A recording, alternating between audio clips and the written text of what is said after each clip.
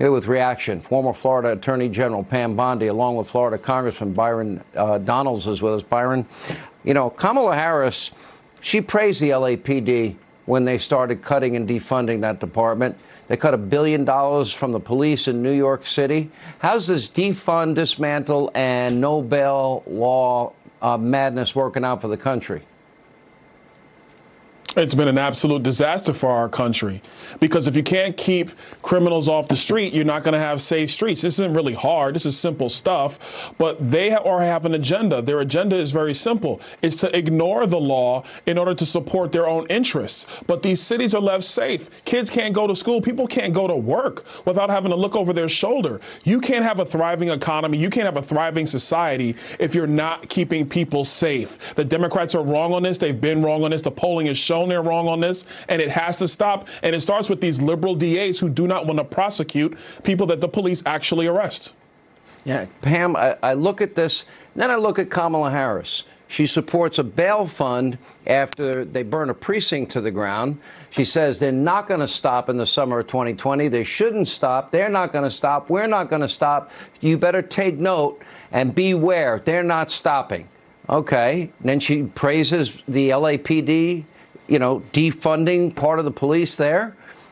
Is there a causal effect, a relationship here?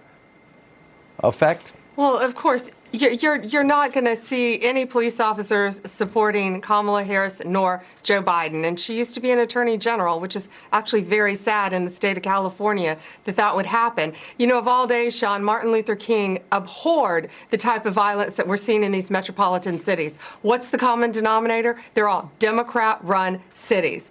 Oregon, the ones in California, New York. It's not happening in the state where Byron and I live, is it? Florida is a safe state because we respect our men and women in blue. We respect law enforcement. We want to see them on the streets to keep us safe. And that's not what's happening in these liberal cities. At least in New York now, you have a mayor, he's saying that he is pro-law enforcement still and that he's going to add men and women of law enforcement to help protect New Yorkers.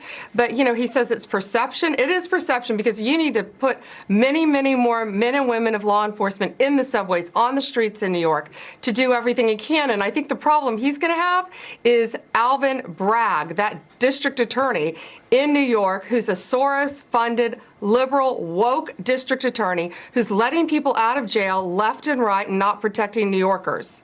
Byron will give you the last word.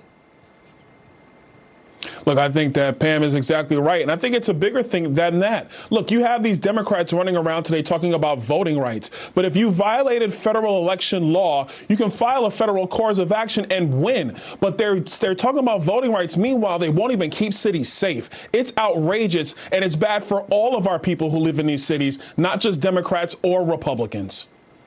Well, I appreciate you both being with us. You know, this young woman, she's doing everything right. She's working. She's going to grad school. She has a dream. She wants to be a designer.